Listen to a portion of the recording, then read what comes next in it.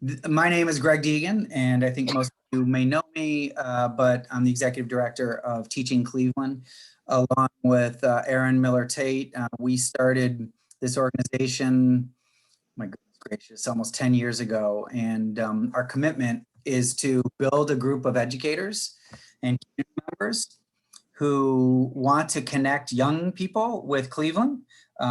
It's when we do Teaching Cleveland programs, we try to focus on Cleveland history, economics, public policy, and youth engagement. And so for everything we do, we always want to remind our participants that it's ultimately about getting younger people sort of connected to their city.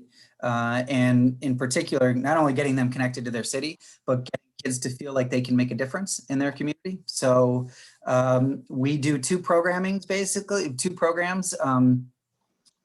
and now this is our third. But our first that we started with is called the Teaching Cleveland Institute.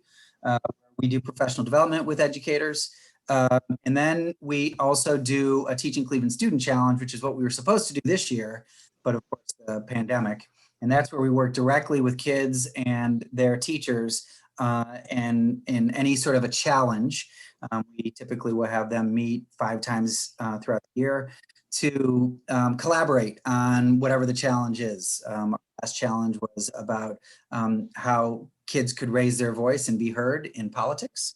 The student challenge before that was about how to build bridges in terms of the racial divide. So anyway, so we're really glad that you're here. I'm going to, tonight's conversation, just so you know, will be largely a conversation with Dave Giffels, author of more than 6 books, I believe. And so we're gonna have that, and we're gonna focus on you all in some breakout rooms, just sort of processing what this might mean for the work that you do. Some in the classroom, some perhaps not in the classroom, but still relevant for whatever you do. So I'm going to turn it over to my friend Aaron Miller-Tate. Thank you. Thanks, Greg. Well, welcome everyone to our first, what are we calling this? A virtual learning lab. Normally our learning labs take place in bars. So this is maybe slightly less fun for some of us, but we're glad you guys could all be here. We're so excited to at least be together virtually if we can't be together in person. Tonight we welcome David Giffels. David is the author of 6 books, including several critically acclaimed memoirs like Furnishing Eternity, A Father, a Son, a Coffin, in which he describes the building of his fathers and his coffins. Trust me, it's funnier than it sounds.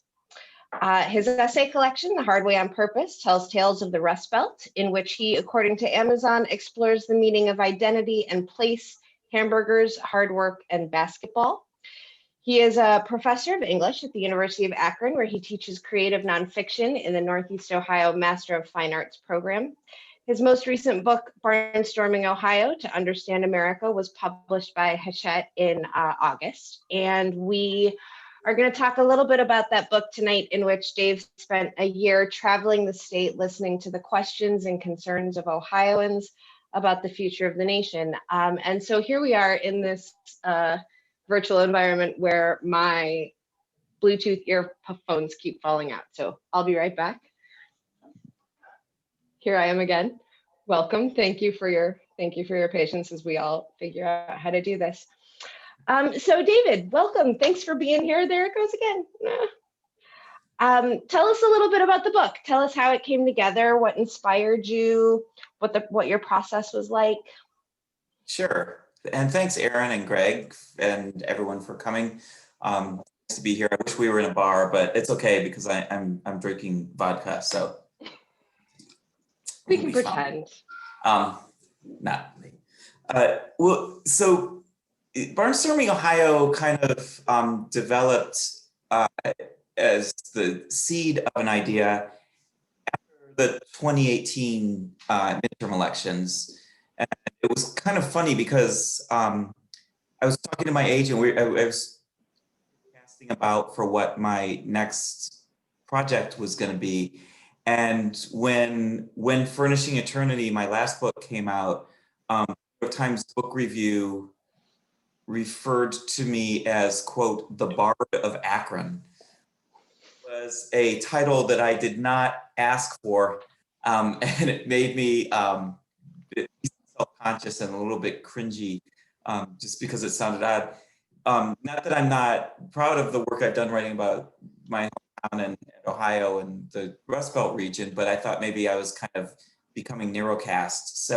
So I didn't want, so I wanted to move away from Ohio as my subject, because I was a newspaper columnist for 18 years, most of that at the Akron Beacon Journal, and all of my books have some kind of an Ohio theme or setting or topic. And I just kind of wanted to move somewhere else.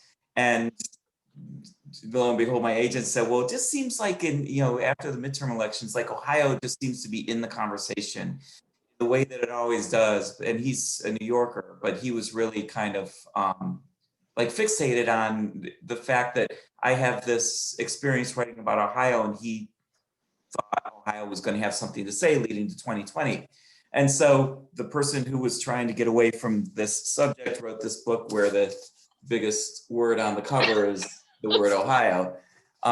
But when I was in my earlier days as a newspaper columnist in 2004, I spent a couple of months leading up to that presidential election traveling around Ohio, perennially known as the bellwether states, to kind of do what this book did, which is to understand people on their own turf, on their own terms, who we knew would be the kinds of people that the national media and political observers come and want to try to like unlock, like regular folks, and they always go to a diner, and they do this thing where they come to Ohio to try to understand what real America is like. And so both in 2004 and in this project, I wanted to tell the narrative from within, from authentic voices that were authentic because I was not going to try to pin them to a political type or to a poll number or to some sort of a larger demographic, but rather to let real people speak for themselves, which more and more in the ways we communicate doesn't happen often enough. And the numbers are interesting because up until a few days ago, Ohio had an unmatched track record for having sided with the winner in the presidential election 29 of the past 31 elections, going all the way back to the 19th century. We're the only state that had gotten it right every 4 years since 1964. So Ohio had this unusual profile as having this insight. So like the whole elevator pitch for the book got killed by the outcome of this last election, where the winner is not who Ohio sided with, which, personally I'm fine with. Right. It was lucky for you that the book got pitched before the election. And so everything worked out fine. But I will say, it just briefly, in a way, I think it takes this story in a different direction because Ohio, 70 million people voted the way Ohio did. And I think Ohio has a sort of unique insight into the mindset of the almost half of America that is sided with soon to be ex-President Trump. One of the things that the book really looks at is sort of the diversity of personalities in Ohio, the diversity of sort of cultural personalities. Did you, was that something that you were expecting to find and looked that way, or that you kind of happened upon? Was it a discovery for you? It was something I expected to find, and actually for a specific reason. The reason that so many political observers and political writers and others, pollsters, focus on Ohio is because we have this phenomenon that they call the five Ohios. Ohio, very briefly, breaks down into 5 distinct regions, each of which votes in its own patterns that are different from the other. Each has its own media center, each has its own kind of culture that's different. And each of those 5 regions represents sort of a microcosm of another part of the country. So Northeast Ohio is more reflective of the Northeast United States. The Southwest Ohio is more reflective of the American South. Northwest Ohio is more reflective of the true American Midwest. Southeast Ohio is Appalachia and also kind of Southern influence. And then Central Ohio, it has this, feel of the suburbs and the growing cities. It's the Phoenix. Columbus is the Phoenix of Ohio, I guess. It's the only city in Ohio that's growing in population. And so though it's a very useful model for trying to understand the nation. So I knew I wanted to go to each of those regions. And again, I wasn't looking for types, but I knew that I would find a certain kind of people in Martins Ferry, Ohio, along the Ohio River, that would be much different than the people I would find, like the farmer I visited in Delaware County in the middle of the state, and different from the people I found in Cincinnati and so forth. So, so I knew that just by going out there, that there would be a natural diversity that Ohio offers. Did you find in each of these places, was there something that sort of, and sometimes you pick up on this in the book in a couple places, did you find something that sort of stood out for you as a symbol of something that like really captured the idea of the place? Does that question make sense?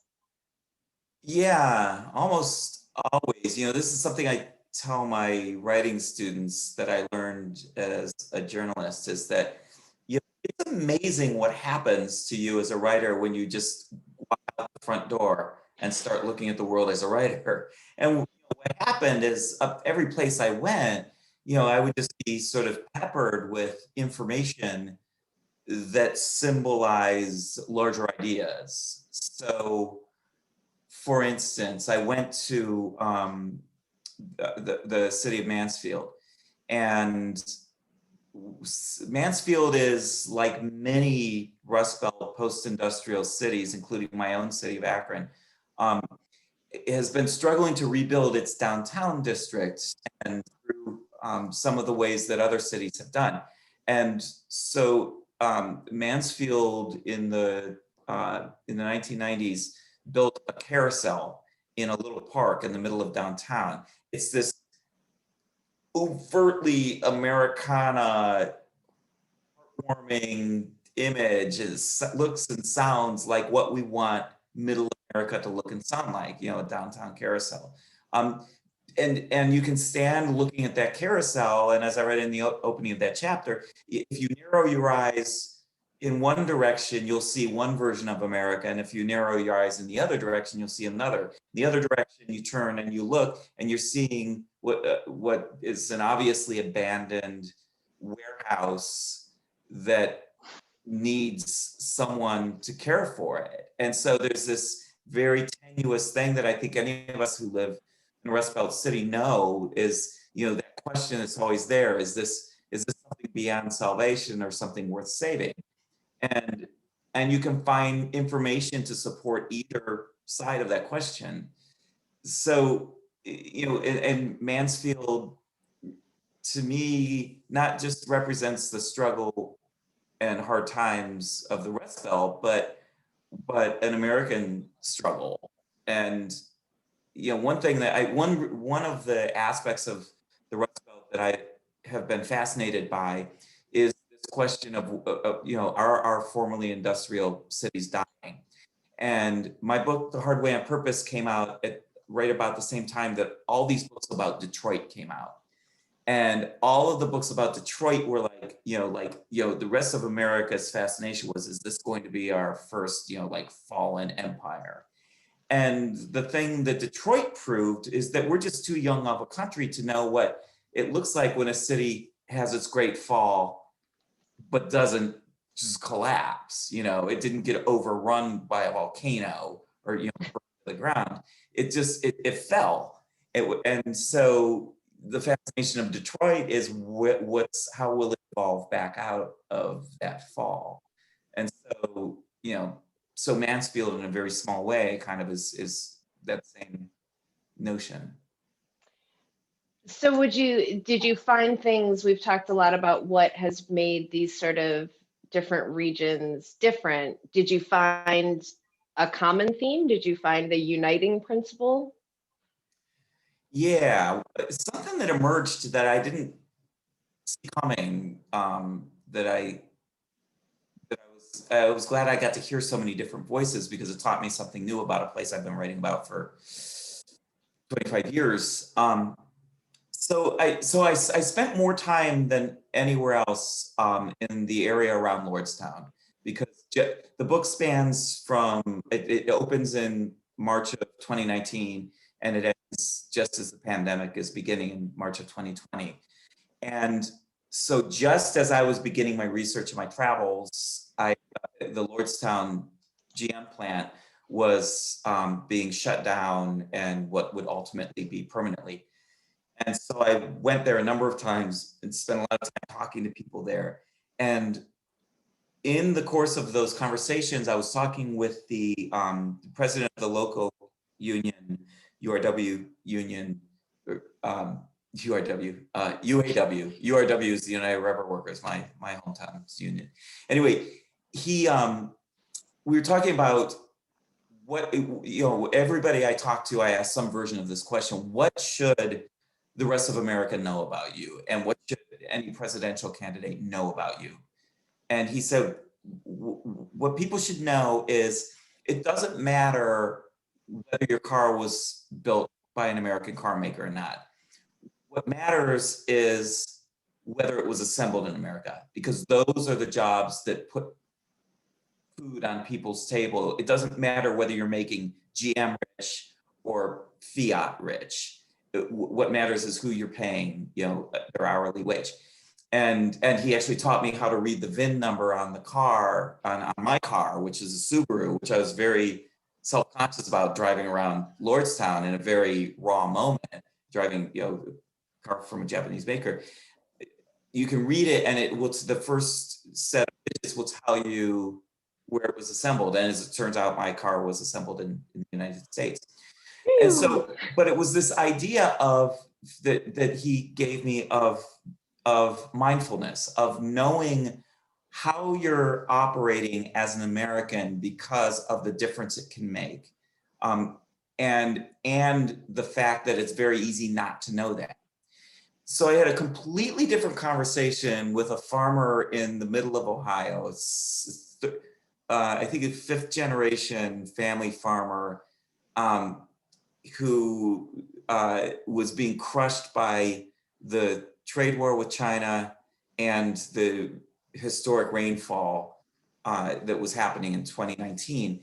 And he was talking about, first of all, as you might guess, the union president in Lordstown is a dyed-in-the-wool Democrat who did not vote for Donald Trump.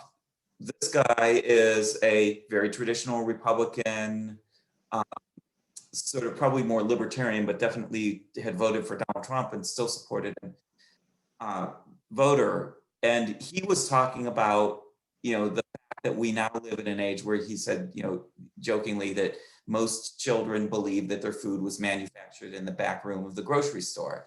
Like, people have no connection to the land. And he said it's very important to know not only where it comes from, but if you can buy from an Ohio grower, is that you're putting food on the table of an American. And in both their cases, what they were telling me is that notion of we need to make decisions that support a kind of America that we still want to believe exists. And especially because we live in a time now when it's easier than ever not to have to make those decisions. And in fact, those of us who've been living, as I have, in this room on this machine for the past 8 months, almost exclusively, I could live a very comfortable life with, as long as my laptop was charged and I could get to my front door, I could make purchase after purchase after purchase without ever having to think those thoughts. And so this idea of being, again, being mindful. And I would add to that the way we consume information too, knowing where our information is sourced is more important than ever and can endanger us if we don't do that.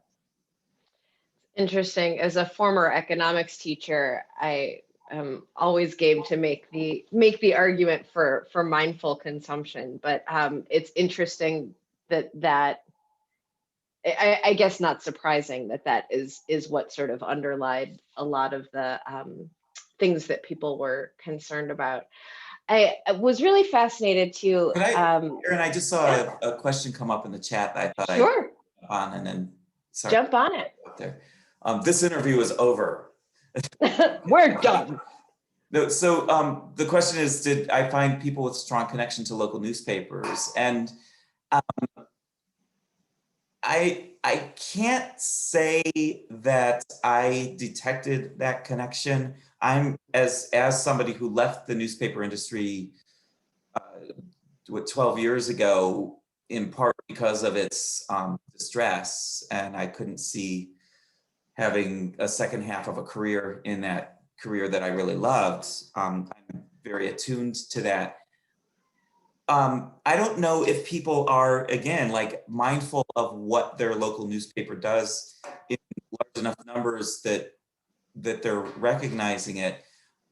Let me tell you a story though that goes to that. So there's a chapter in the book about an Ohio politician that some of you may have heard of named Jim Traficant, who was a congressman from the Mahoning Valley, from Trumbull County, from the area right in the epicenter of Lordstown.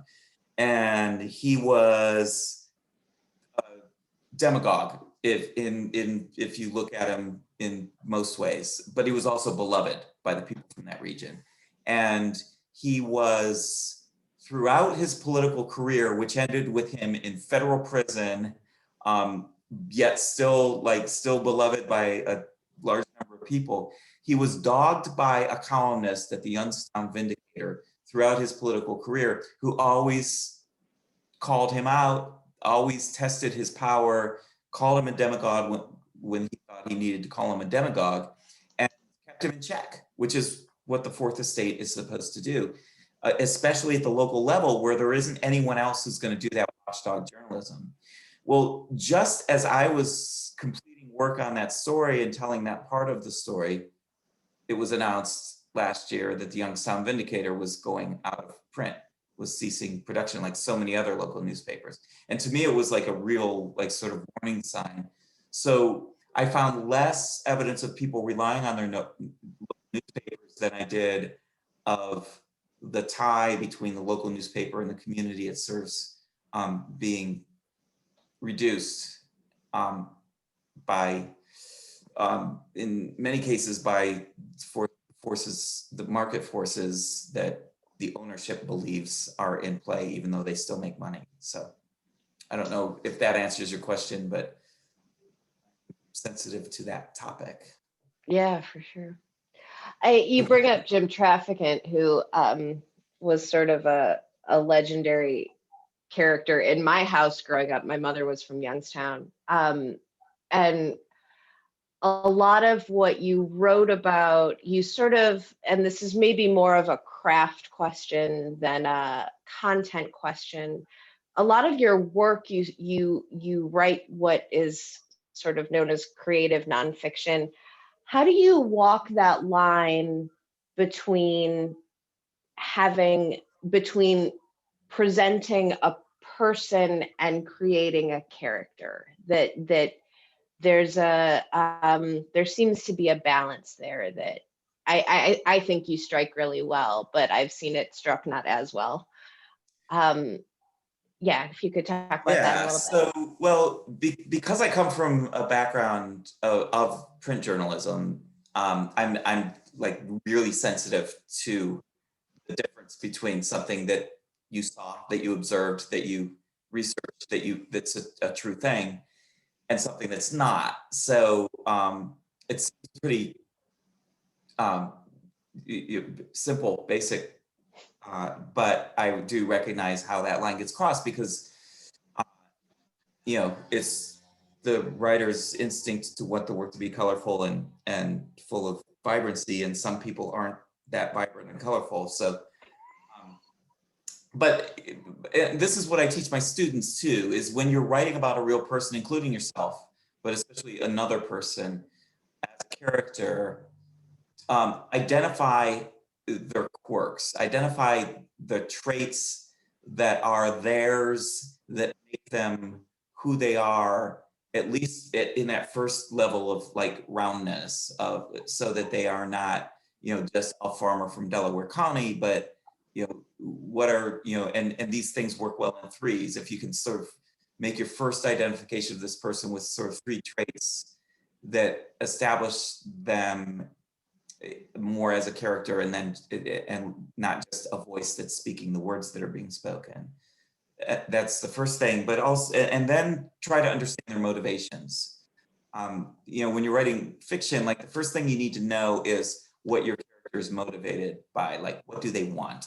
And that helps drive like the story engine of a piece of fiction, but it works the same thing in human life.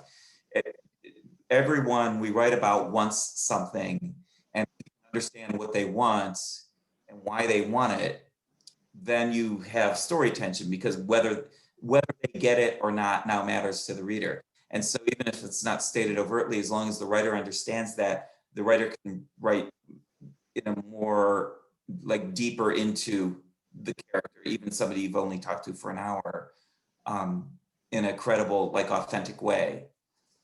So, I imagine the same kind of probably applies to place itself too, that you know, so much of your writing is focused on a region, that you kind of want to do the same thing with a place, and to not go too far in the other direction, right? Where you're sort of defining without creating caricature. If that makes sense. yeah, with this book especially, but this is always like, this has been a growing instinct of mine, but this one was like went directly at this notion, which is that, especially, you know, 3 years out of every 4, the rest of America either doesn't really know Ohio from Iowa, or leans on superficial, sometimes cheap stereotypes or assumptions. And hillbilly elegy has created a certain image of what Ohio is to people who don't pay any further attention to Ohio, that some people resent, because it's not a true portrait, but it's only one part of Ohio. And then that 4th year out of every presidential cycle, then everybody wants to understand, because we have 18 electoral votes and we seem to look like America. And so what I've been aware of for a long time is that we often get told our narrative from outside, and from people who have their own purpose for telling it. And so this book, but my general instinct was to tell that narrative from within, from authentic voices that could add up to a portrait that was more useful. And so I think just that desire to that knowledge that the place is telling its own story sort of tunes the writer then to see the truth and to see the reality, and also to look past assumptions. So like, for instance, I spent a long weekend in Martins Ferry, Ohio, a very, very impoverished town on the Ohio River, and Trump country, like a place that people make. And so those 2 facts would be enough for the stereotype to take over. And at the end of the last day I was there, I just went driving around, and if you get outside of downtown, the very small downtown of the town of Martins Ferry, you all of a sudden you're going up into neighborhoods that are almost like literally 90 degrees uphill. Like at one point I'm driving my car and trying to make a turn on these residential streets that almost felt like my car was going to roll over. And also streets that are so narrow because they just can't make them very wide on that steep, that almost seemed like you couldn't pass another car. And so at first I'm just kind of struck by the geography, but then I'm like, the way I'm feeling driving on these roads right now is how all of these people who live in all of these houses feel every day when they get up and go wherever they go. And I need to understand their motivation to live the hard way on purpose, which was the title of my book of essays about the Rust Belt. To do that, like there's a reason they do that, because they don't have to. You could definitely find an easier way to live. And so, what do those people need, and why aren't people asking them that instead of telling them what they need or making an assumption about them? Fantastic. I'd love to open the floor to questions. If anybody has, you can go ahead and pop them in the chat. Greg, if you want to keep an eye on that. In the meantime, just a quick thought about sort of back to the kind of writing about place idea. What do you think? Is there something that you feel like that Northeast Ohio particularly has to offer in the conversation about Ohio as a place? And I know we have some folks in the crowd who have either studied extensively the local history or write still about local history. Is there something that you feel like Northeast Ohio particularly offers to the idea of Ohio as a place? Yeah, I think one thing that I've felt as a pretty common thread across Ohio is the feeling of struggle and hard times, even in the places that have had an easier time of it. There's a sort of a general psyche of knowing what it's been like to go through cycles of hard times. And whether it's the opioid crisis in Southern and Southeast Ohio, or whether it's economic forces in Northeast Ohio, or whether it's having rooted for the Cleveland Browns since 1964, or whether it's the eternal struggle of the farmer against the forces of nature. One of the things that really struck me with that farmer I talked about earlier was just this idea that farmers, the way they have to be fixated on the very short term, like whether it's going to rain Wednesday or not, and also like the next generation at the same time, which is a fascinating kind of constant struggle, but also a machine that just keeps going. And so that part of life here seems to pervade kind of every different kind of place and different kind of person. I say too that one thing I write in the beginning of the book is I say Ohio isn't any more American than any other place, but I believe that it is completely American. And the reason I say that is because, especially for teachers, is that place is a great topic, especially for emerging writers to write about, because first of all, again, like once you leave your front door, if you're writing about place and you're looking at the world now as a writer, the first thing writers need to understand is the value of detail and specificity. And so as soon as you start to look at your place the way a writer looks at it, and you see things with those new eyes, there's an overwhelming amount of information, visual and detail information. That's the first building block of writing. And then the second thing is that people who've lived somewhere for a while can identify more abstract characteristics that they share with that place. So that if your place is cloudless or cloudy, always gray, and that says something spiritually or emotionally, they can start to tie to those things. So writing about place, and also they can recognize that their audience of their classmates and their teacher will share the recognition. So that idea of audience is available. So there are lots of good reasons to send students. And that's usually the first thing I do is I send my students out into their world and ask them to look at it for 20 minutes and write something about it. So we do have a question from a member of our audience. And the question is sort of about the idea of individuals and choice. Do you really feel that people in the Rust Belt don't have a choice, as it takes money and courage to move? So maybe, thinking about that idea of mobility, or how connected people are to the place where they live. Hopefully, Kimberly, I'm interpreting that correctly.